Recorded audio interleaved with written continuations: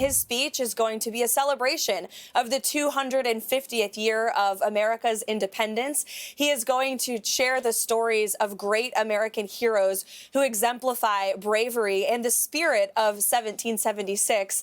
And the president is, of course, going to tout his administration's record-setting accomplishments over the past year, while laying out an ambitious agenda to continue making the American dream more attainable and affordable for working-class people. So here we go. The president set to make his State of the Union address tonight, and it will be heavy on his second-term victories. But this speech is not just about economic wins. It is about executive authority and, well, a constitutional tug-of-war. Welcome to the Big Money Show. I'm Taylor Riggs, along with my co-hosts Jerry Willis, Brian Brenberg, Jackie DeAngelis, and with us for the hour, Fox Business senior correspondent Charlie Gasparino. Great to have you. So this State of the Union is the last before the midterms. So President Trump will address the topic he hopes will define those elections, the economy.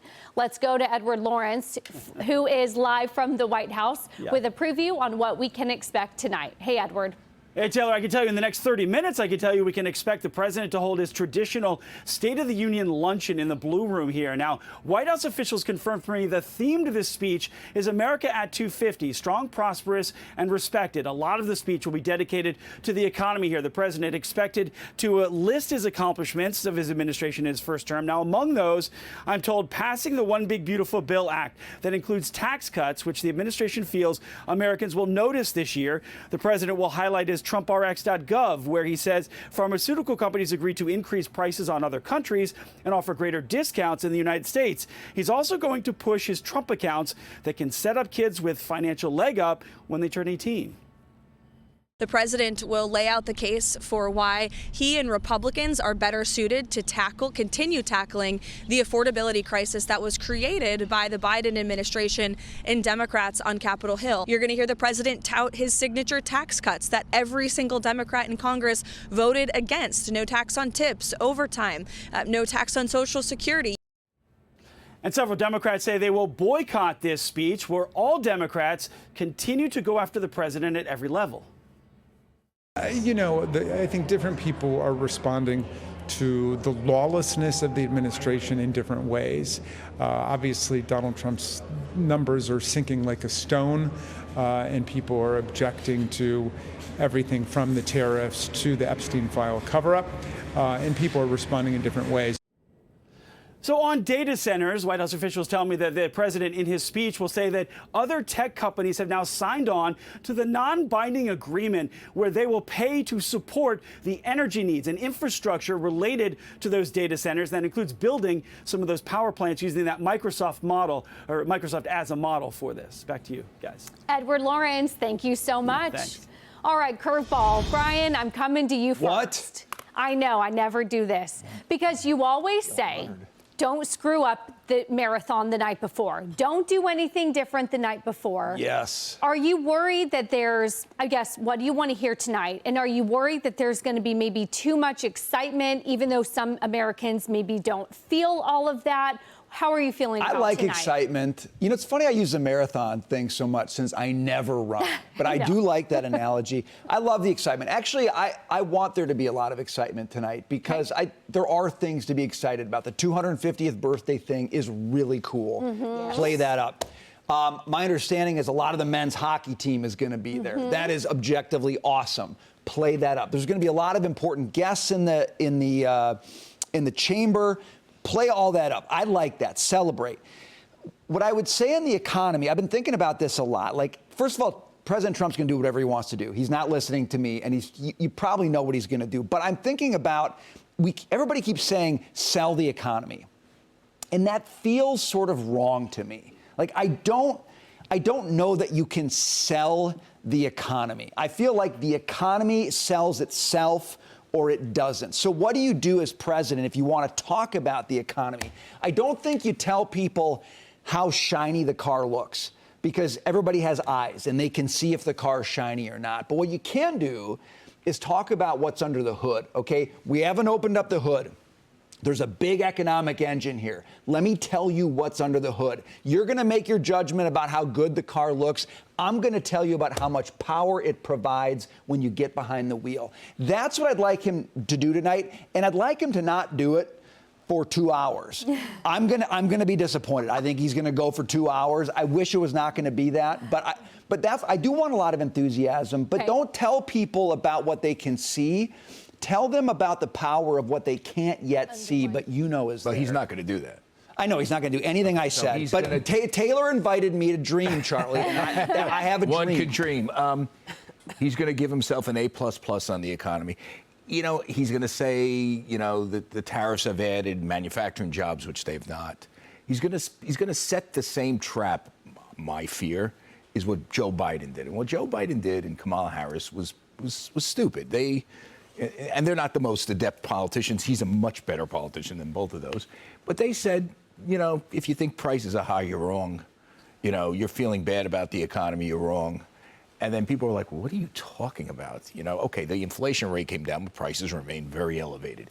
And I think that's the problem that Trump, I think he's falling into that. And you could see it just on some of the rhetoric.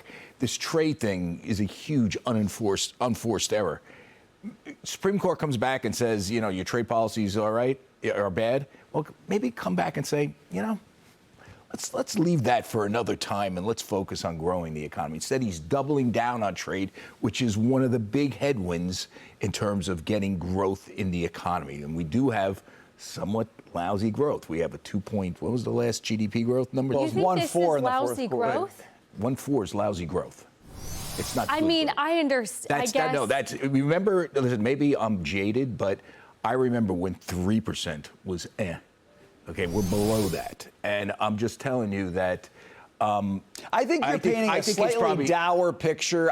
Dour? I'm looking at all the numbers. The numbers say this. Look, Charlie, I'm not making it up. I'm saying talk about the power under the hood. But I do think there's a lot of shine on the car, and I think you're kind of focusing. Under the hood? No, well, all I'm saying is that he's not going to listen to you. And he's well, I know that, but he's not going to listen to you, Charlie. Yes, he is. He's going to do exactly what I said. He's going to say, I got an A++. I live in fairy tale land. So you think that Trump's not going to say that the No, I think he's going to talk about tariffs. I agree. He's going to talk about I'm saying tariffs. You're painting kind of a Jackie, I'll kick it to you because I'm taking up too much time. And one other I think thing, you're painting an awfully dour one other thing. picture. No, I'm just telling you, the picture he's going to paint is going to be too rosy, and people are going to say, is this guy in La La Land? Okay, so Jackie, let's talk about things that are under the hood. We've talked about how the Big Beautiful Bill Act has provided a lot of tailwinds for the economy. You heard Caroline Leavitt talk about the Trump accounts, an expanded child tax care credit, lots of things to set up the next generation. They talked about energy and making sure big tech's paying their own way so that we're not caught on the foot of higher electricity bills. Are those sort of the wins that messaging should still get out there? I think so, and I think his State of the Union speeches actually are epic, not only for his enthusiasm, but also their duration, Brian. I think back to 2020 in February when Nancy Pelosi was sitting behind him as Speaker of the House, and she famously ripped up his speech, and she later said it was a manifesto of mistruths. But she was really angry that night, and he had really gotten under her skin. I think he needs to take the opportunity tonight to pound his wins on the economy, to, I think he can address what you're talking about, Charlie, and say, I understand the situation isn't perfect. I've only had a year in office. We have a lot more work to do here. I'm not sure if that's the tone he will take, but he could do that. And he could say, you know, we've accomplished X, Y, and Z, but we're working on these other things. He has kind of couched it that way before. And he will probably say, this is how I've sort of paved the road to fix some of those things like housing and affordability that are really under the skin of so many American people right now. I think that he... what do you think he will do? I actually think he'll go about it my way, but be a little bit more bombastic about it. And I think that the issue of tariffs will certainly come up. I think that he really believes in them as a revenue driver, which is why he doubled down. But you've got all these Democrats now clamoring on the other side. Everybody wants their money back. Now, remember, if you're looking for a tariff refund, you could have been paying part of it as the exporter from the foreign country. You could be paying part of it as the importer from the here in America. The consumer paid some of it. Countries paid some of it. This tariff refund debacle, I'll call it, because that's what it will turn into, is going to become a huge court nightmare for him. And he's got to think about that as he doubles down, because he wants to charge more tariffs that arguably will also get tied up in court. So I'm going to be watching to see what his kind of approach is. I agree with you. You can't Kamala, you can't Joe Biden, you cannot gaslight the American people. You have to address how they feel, but you've also got to go in from a position of strength.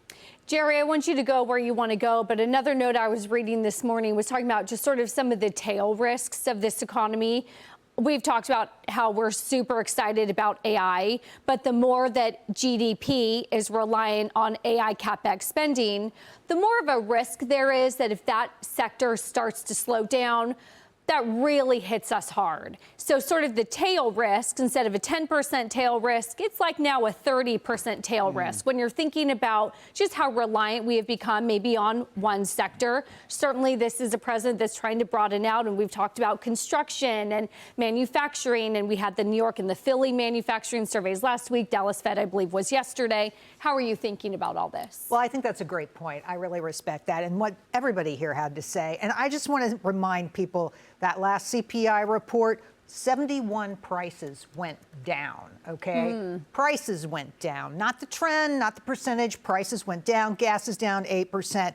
People feel that. I agree with everybody that Trump can't lecture people on how they feel about prices. People have to feel it for themselves. And one of the things I reported on last week, this was the refunds just starting from the IRS, and we have a lot of high expectations about how people are going to feel about those.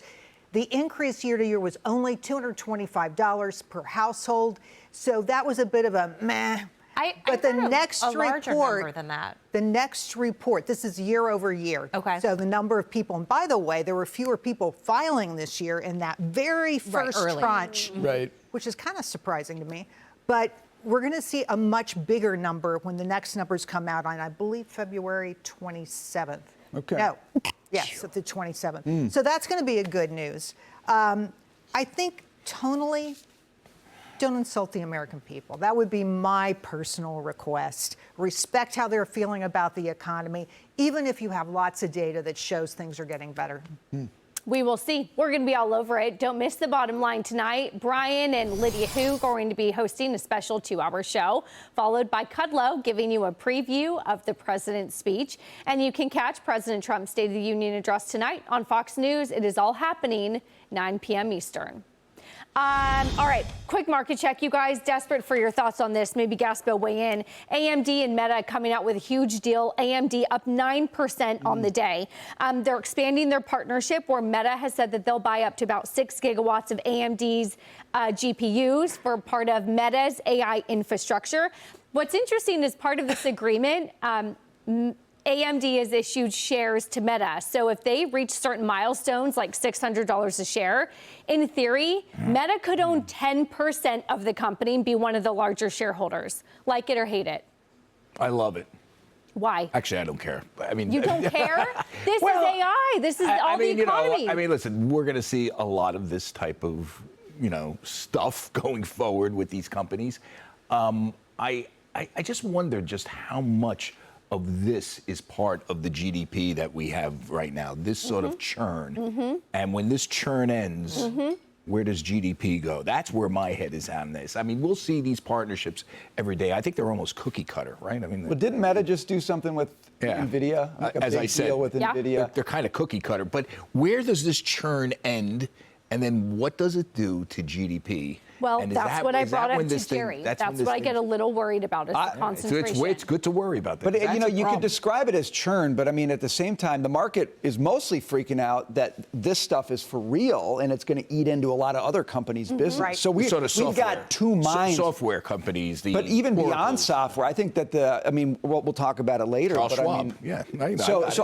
I think, I don't know, this, like, they're partnering up, and Meta definitely doesn't want to be totally reliant on NVIDIA. Sorry, Jackie, I know that doesn't help your stock pick that much, but they're looking to diversify a little bit. I think it's interesting they might take a stake in AMD. I like it.